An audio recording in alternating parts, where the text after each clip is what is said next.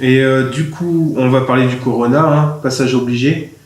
Quel impact ça a eu? Est-ce que ça a eu un impact sur votre entreprise? Comment vous avez réussi à gérer ça? Est-ce que vous avez été obligé de fermer? Comment ça s'est passé? Alors là, je vais plus laisser répondre Séverine, mais c'est vrai qu'on a été coincé, mais très peu de temps en fait, au niveau de l'activité, même s'il y a eu un frein, un temps, c'est vite revenu à la normale, contrairement à d'autres activités, notamment l'autre activité que je peux gérer. Ah ouais, ok. Donc en temps de garage, vous n'avez pas été super impacté En fait, on a fermé parce qu'on était un petit peu dans l'incertitude, est-ce qu'on a le droit de travailler ou non. Ouais. Malgré tout, on n'avait quand même pas de clients qui venaient. Ouais. Mais on avait en fait des chantiers en cours, des chantiers de longue haleine et des chantiers pour le garage, puisqu'on fait aussi de la restauration de véhicules. Ce qui fait qu'on a réussi à maintenir l'activité et à être moins pénalisé. Au premier déconfinement, fin mai, là, par contre, on a été pris d'assaut. Ouais, comme partout. Ouais. Voilà, on a été pris d'assaut, ce qui fait qu'au global, l'année 2020 a été très très chargée, quoi. Voilà. D'accord. On a plus été impacté début 2021. Ouais. Ça a été beaucoup plus calme. Et bon, peut-être que c'est la période aussi hivernale qui fait que les gens sont moins venus. Ça a redémarré quand même au beau jour en mars, quoi. Donc vous n'avez pas été obligé de... Vous avez dans votre branche, vous n'avez pas été obligé de fermer ou de quoi que ce soit? Non, on n'avait pas d'obligation administrative. On avait fait un petit peu de chômage au tout début l'année dernière dans l'incertitude, mais c'était vite... on a vite redémarré et puis il le fallait. Bon, bah, très bien. Ça, c'est déjà bien. Ouais. Comme quoi, bah, ouais, selon les métiers, impacté ou pas impacté, quoi. C'est Stéphane, que j'avais interviewé la dernière fois, lui a été obligé de fermer totalement. Ouais. Pendant une certaine période, tandis que bon, dans certains autres métiers... Ouais. C'est une chance, franchement c'est une chance. Ouais, c'est sûr, c'est sûr. Bon, maintenant qu'on a bien parlé, on va aller s'intéresser un peu à la mécanique. Donc ça c'est quoi comme véhicule? Parce que là, tout de suite, ça ressemble pas à un véhicule, à part qu'il y a des roues. Expliquez-moi, les gars. C'est un Land Rover qui Land Rover Suzuki. Un Land Rover croisé Suzuki. Avec un petit peu d'Overland. Ouais, il y a un peu de tout, quoi. Ouais. Donc, alors ça, c'est quoi ce véhicule? C'est pour faire quoi? C'est quel objectif? Bah après, comme je t'expliquais tout à l'heure, c'est un véhicule qui va être fait pour faire du rallye extrême et du challenge extrême. Ouais. Qui va être plus pointu en franchissement challenge que l'est le véhicule qu'on a actuellement. D'accord. Avec plus de débattement, mieux protégé, avec des arceaux plus efficaces au niveau extérieur. Avec mieux équipé en treuil. Voilà, donc ça va être un véhicule très pointu. Pour faire de la compétition. Pour faire de la compétition. D'accord. Voilà, et alors, vous avez fait quoi sur ce véhicule? Vous êtes parti d'où? Parce que je vois qu'il y a beaucoup de ferraille. Alors, on va faire le tour là, mais en gros, on a tout fait. Avec Eric. Avec Eric, voilà. Après, la difficulté, c'est d'arriver à mettre la technicité d'Eric au service des plans qui sont dans ma tête. Ah ouais. Voilà, c'est un peu un beau duo alors. Voilà, en fait, il n'y a eu aucune modélisation faite en amont. On a tout dans la tête et on fait tout à la demande au fur et à mesure. D'accord. C'est une première grosse préparation vraiment qu'on fait de A à Z. Ouais. Bon, Eric va vous faire le tour, mais en gros, il y a un petit bout de châssis de Suzuki qu'on a modifié avant-arrière pour optimiser les débattements. Il y a des ponts de Discovery de Land Rover, un moteur de Suzuki Grand Vitara de 1,5 litre V6 essence, avec une boîte de vitesse associée au même véhicule et une boîte de transfert d'Overland. Voilà. Alors après, avec un treuil hydraulique qui sera mis à l'avant, un treuil électrique à l'arrière, des tirants de pont qui ont été faits sur mesure et des suspensions spécifiques. Voilà. Et Eric va vous faire le tour, vous faire voir un peu tout ça. J'ai pas tout compris, mais on va y revenir. Donc on peut dire que vous êtes parti de zéro en fait, ou presque zéro. On est parti de zéro, on est parti d'un châssis de Suzuki qu'on a dépouillé entièrement de A à Z, c'est-à-dire de bouts de ferraille, tout simplement, qu'on a posé sur 4 chandelles et on a construit autour. Putain, vous vous rendez compte, les gens, sans déconner, c'est ouf de partir de rien, de 2 bouts de ferraille pour faire ça quand même. Voilà, enfin, moi j'y connais rien, donc ça me paraît. On a construit, rien que pour faire ça, ça demande un petit bout de tube, un tube qu'on achète dans le commerce droit, chez un fournisseur. On prend de la ferraille au mètre, différentes sections, différents diamètres, et donc on sélectionne, on cintre, on présente, on soude, et on passe à autre chose. Donc voilà. Petit bout par petit bout, ça fait un 4x4. Voilà, petit bout par petit bout, on arrive à construire un véhicule. C'est oufissime, je trouve. Voilà. Donc après, on a sélectionné un moteur V6, ce qui était le choix de... C'est comme ma 106, ça, non? On va dire 206. Un peu plus de chevaux que sur ma 106, alors. Voilà, donc on a construit un arceau, on a mis une voiture, une caisse de... Déjà, on va faire un tour. Voilà, on verra peut-être mieux sur le côté. Ah, il manque des sièges, par contre, vous ferez gaffe. Il manque des sièges à plancher et un tableau de bord aussi. Hein. Ouais, En fait, on a tout. Là, on est à phase de redémarrage moteur. Ouais. Donc là, on est en train de travailler avec un préparateur moteur qui va nous faire changer le calculateur pour ensuite prendre la main pour refaire la cartographie. C'est ce qui gère le moteur. C'est le cerveau de l'injection, l'allumage. Ah d'accord, je savais pas que ça existait. Ça c'est l'autoradio qui pend. Voilà. Donc ça c'est celui d'origine qui est avec le moteur, mais qui est vieillot et pas facile à travailler. Donc le préparateur moteur nous a dit que on attend la pièce, je vais vous donner un calculateur, enfin vous vendre un calculateur que après sur lequel je pourrais prendre la main pour préparer le moteur. D'accord. Donc on en est à cette phase. Là il manque beaucoup de choses, mais en fait tout est fait. Les planchers sont faits, les tunnels de boîte sont faits, le tableau de bord est fait, les sièges sont prêts. En fait on a juste après à finir d'assembler une fois que le moteur est remis en route et régler nos débattements, nos butées de pont et nos sangles. Voilà. Après le véhicule, avant la fin de l'année, il sera Tiens, viens voir David. Il sera opérationnel. Je vais t'emmener de la lumière si tu veux, non? C'est bon ou pas? T'as de la lumière? Ouais, effectivement.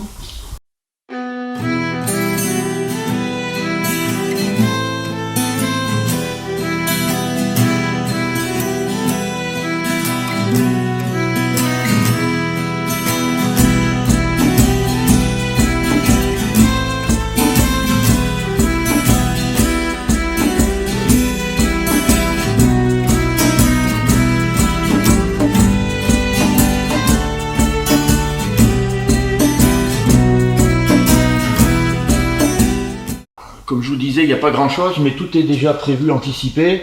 Là, ce qu'on voit, c'est un orbitrol pour une direction hydraulique, avec un vérin hydraulique. Une direction classique, on a une petite pompe qui va alimenter l'orbitrol, qui elle va alimenter. C'est quoi l'orbitrol? En fait, c'est ce qui est relié au vérin et qui va envoyer l'huile, relié au volant, qui, si on tourne dans un sens ou dans l'autre, va envoyer l'huile au vérin, qui lui va faire tourner les roues dans un sens ou dans l'autre. D'accord. Donc il faudra pas oublier le volant. Moi mes conseils, je vous dis comme ça. Oubliez pas le volant, oubliez pas les sièges. C'est un volant seul, voilà, il est là le volant. D'accord, bon.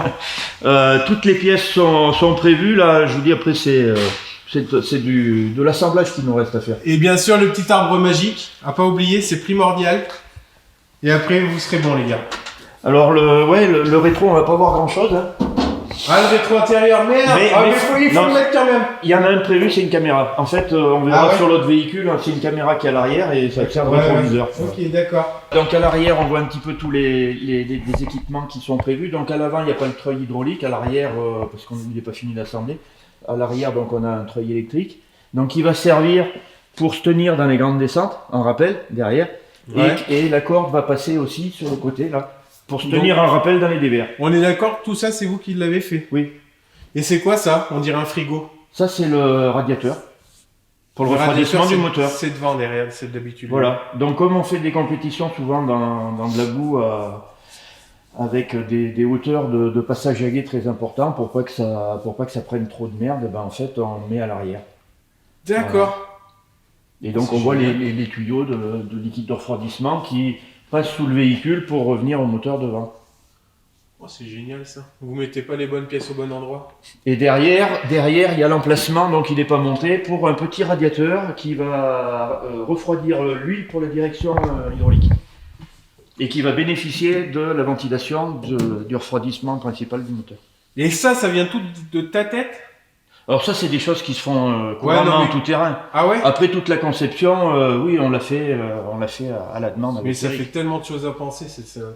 Il y a beaucoup de choses à anticiper. Alors après, je te cacherai pas qu'on passe beaucoup de temps à souder et à meuler pour modifier, pour refaire, Ça c'est quand on construit comme ça sans trop concevoir en amont, je dirais de façon plus traditionnelle, informatique même. Ouais, c'est faire et défaire quoi. Voilà. Bon, maintenant on va passer aux choses sérieuses. Gros plan sur moi là. Je veux mettre ma pierre à l'édifice. Donc il faut que tu me trouves un travail à faire. Et je veux participer à ce projet. Je veux dire...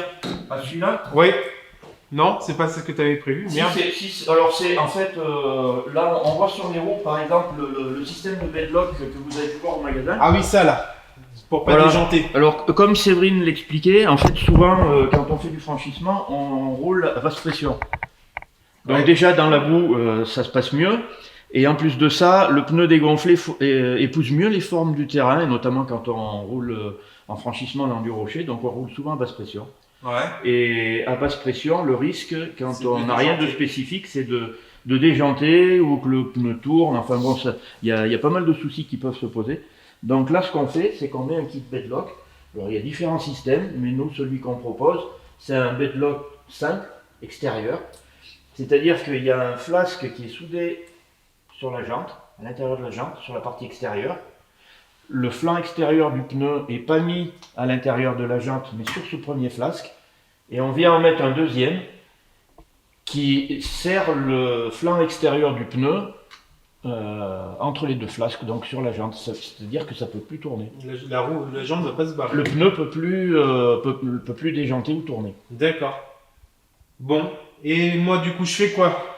Donc Allez. ça, c'est des systèmes qui de temps en temps se desserrent. Oui. Donc on va procéder à un resserrage du bedlock. Allez, donne-moi un marteau, un burin.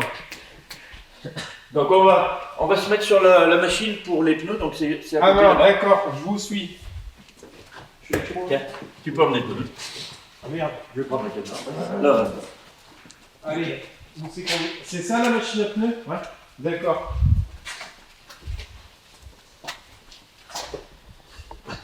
Alors ce qu'il faut maintenant, c'est mettre le pneu dessus. Oh, non. Ouf.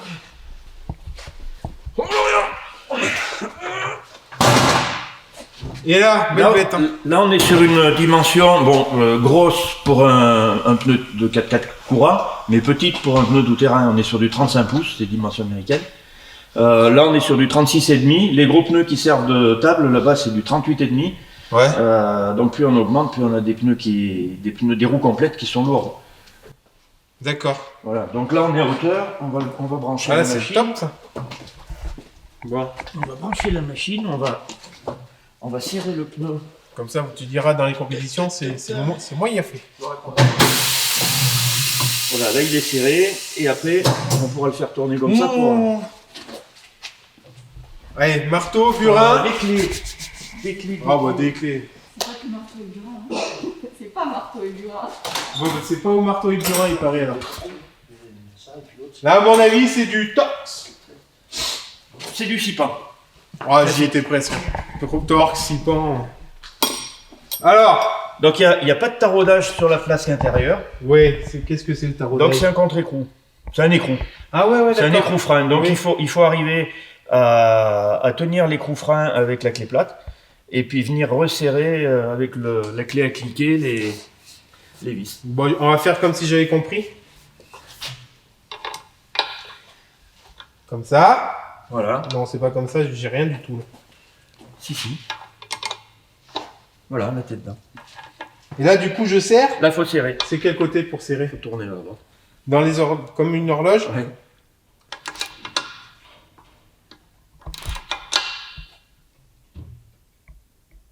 Moi, à mon avis, c'est pas la bonne clé. Hein. C'est bon? Je préférais les goujonnettes, les gars. Vas-y. C'était plus facile. Ah là, c'est franc serré. Voilà. Donc, ce qu'il faut, c'est repérer le premier. Ah bah oui, sinon tu peux faire 3 fois le tour. Et du coup. puis, on va aller boire un café, puis on te rejoint dans 1h30. Attends, faut que j'en serre un peu plus. Faut que j'ai la main tout seul. Donc, je pourrais dire qu'une fois dans ma vie, j'ai serré quoi? Des bedlocks. Des bedlocks.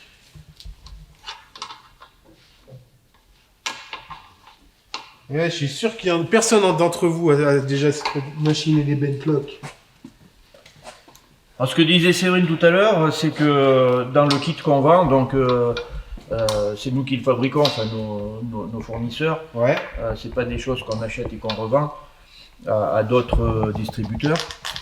C'est nos propres produits et on propose soit peint en noir, soit apprêté, et le client peint à la couleur de son véhicule. Voilà. D'accord, Nous, on donc est toi, resté t'as sur choisi vert. Voilà, on est resté sur les couleurs du garage. D'accord. Et moi, je vais faire tourner la roue. Donc C'est c'est la première. Oh, c'est génial.